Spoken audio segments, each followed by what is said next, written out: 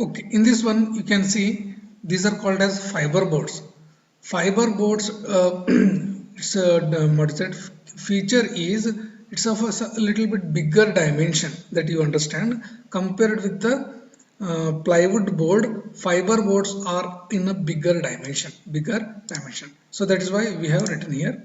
What is that? Fiber boards. These are rigid. They are also known as pressed wood. They are also known as pressed wood or reconstructed wood. Thickness 3 mm to 12 mm. Okay, these are available in the length 3 to 5 meter or 4.5 meter. Width may vary from 12 to 18 meter. Okay, that's also possible. Now fiber boards are generally of big size, so that is why they are used in where which location?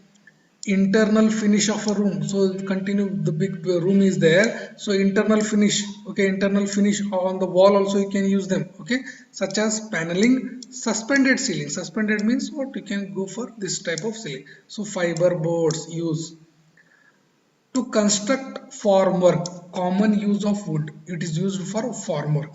To construct partition, so partition wall can also be used. To prepare flush door tops of the table. Okay, there is a table, correct top level, we can go for the this type of fiber board. Flush doors means what? Which are there at the level of ground. Okay, flush doors. Flush doors to provide an insulating material, to work as a paving or flooring material.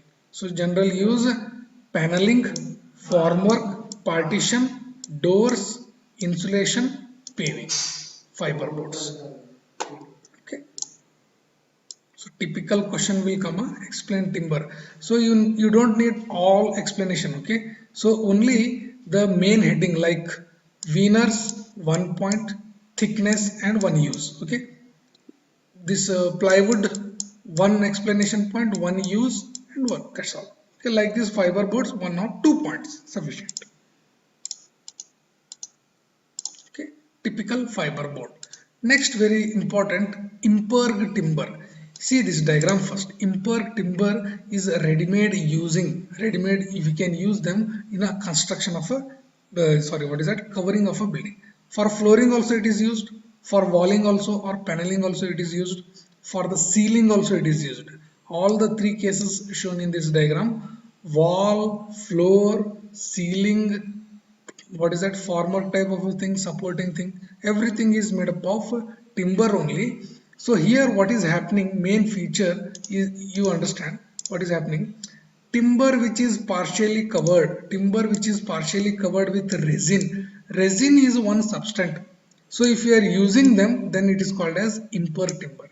Resin means a smooth type of a material. Okay, imper timber or impreg timber.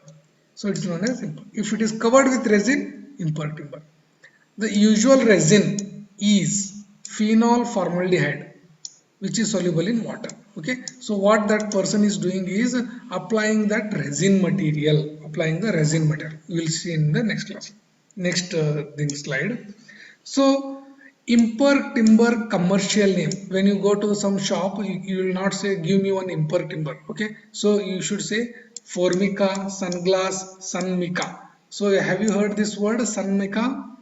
Lot of time you have heard, no? Sunmica board, Sunmica table. So that is nothing but imper timber. That means on that resin is applied, and that resin is applied. So generally it is used for molds, furniture, decorative items. So imper timber, resin is applied, used for furniture works. So here this person is applying resin material, resin spray. Okay. Next is comper timber. Only difference is here pressure is also applied. Here pressure is also applied. The process of preparing this comper timber is same, but this curing is carried out under pressure. Under pressure. That's only one. Remember you term. The strength and durability of this compreg timber is more than imper timber, because you are applying pressure, no? So that is why it is become more stronger. So 5 cases, we will just revise that one. We'll just revise that one. Okay. So this is one typical compreg timber. Compreg timber. First is veneer, second is plywood, third is fiberboard, fourth is imper timber, fifth is comper timber. Very thin 2 to 3 veneers, this one will come, okay, plywood come, and larger dimension we call it as this board, okay, fiber boards. Imper timber application of resin, imper timber application of resin under pressure is called as comper timber, it's called as comper timber. Okay, so 5 cases you can easily remember, no? Okay, so you need to revise all the things continuously.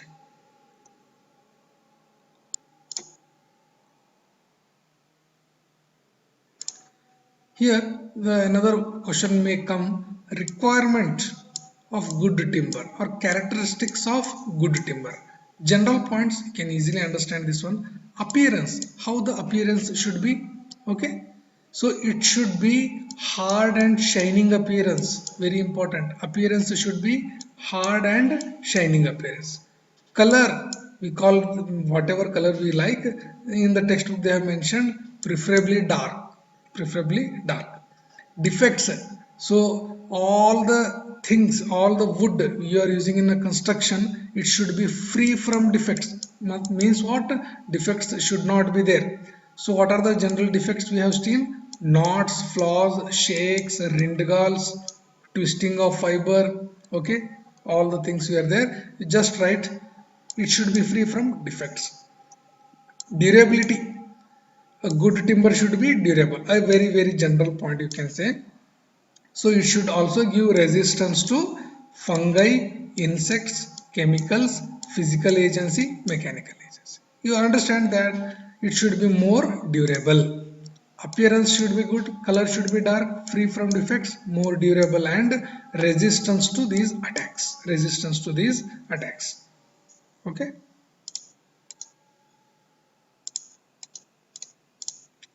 So next, some of the points. Elasticity. What do you mean by this elasticity? It should regain its original shape when load is removed, okay, such that deformation will not be there. So it should possess some elasticity. Fibers, it should have straight fibers, it should have straight fibers. Fire resistance, it should have good resistance to fire, it should have good resistance to fire. Hardness, it should be very hard, very simple points, no?